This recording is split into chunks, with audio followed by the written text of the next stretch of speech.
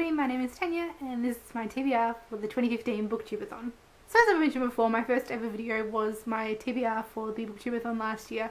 I got all caught up in the excitement and decided to join in on the fun, and well, that was klutzy. And the rest is history. Also, depending on the timing, if it works out the way I think it's going to be, this is going to be my 101st video that I've put up, which is absolutely insane. And so to have video number 1 being a BookTubeAthon TBR and video number 101 being my BookTubeAthon TBR for the next year is a nice kind of symmetry, and it's interesting that it worked out that way. So I'm sure you all know what BookTubeAthon is, but I will leave some links down in the description where you can find out some more information. This year BookTubeAthon runs from Monday the 3rd till Sunday the 9th of August, and there are 7 challenges to try and hit, and I'm going to show you what I've got picked out for those challenges. Challenge number 1 is to read a book with blue on the cover, and for this I've gone with The Rose Effect by Graham Simpson.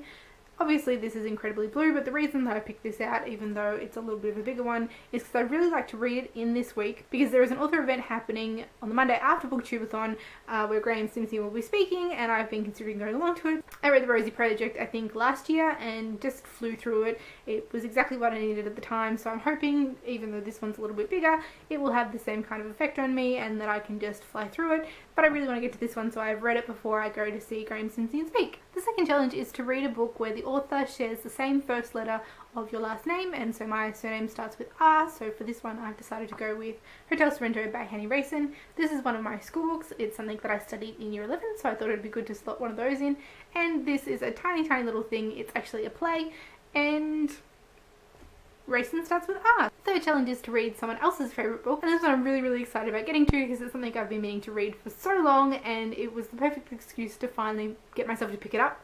And that is Revolutionary Road by Richard Yates, and this is one of Mercedes from Mercy's Bookish Musings top 2 favourite books. I read the other one earlier this year, Bastard of Carolina by Dorothy Ellison, which she recommended to me for my BookTube Recommends project, so I've read her other favourite book this year.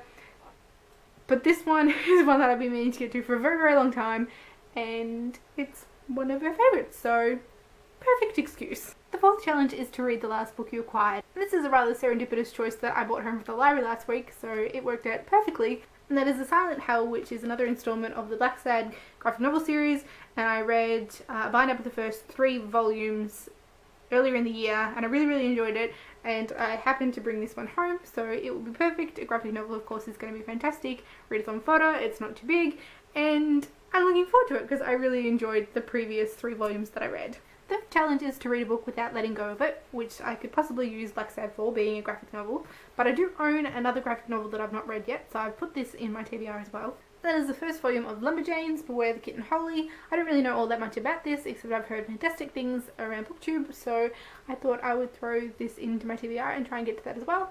It's a little bit longer than some graphic novels that I've read, but hoping that I can read this one in one sitting, or at least be able to carry it around with me if I can't.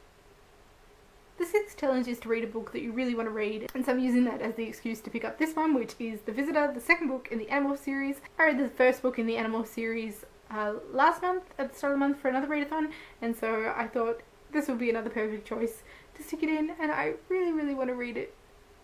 So perfect.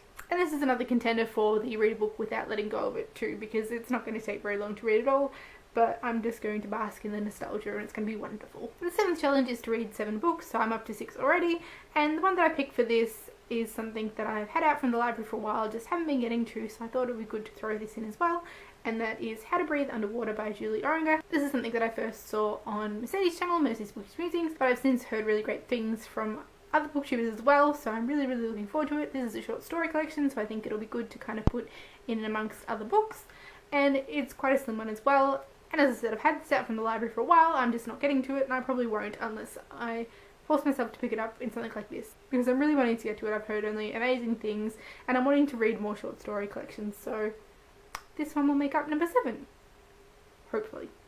This is my stack for the BookTubeAthon. We'll just see how that goes, but at least I've got a couple of graphic novels in there, and Hotel Sorrento is not going to take any time at all, so fingers crossed I'm able to get through this. If you've read any of these ones, let me know what you thought of them down in the comments, and as always, thank you all for watching, and I will see you next time. Bye!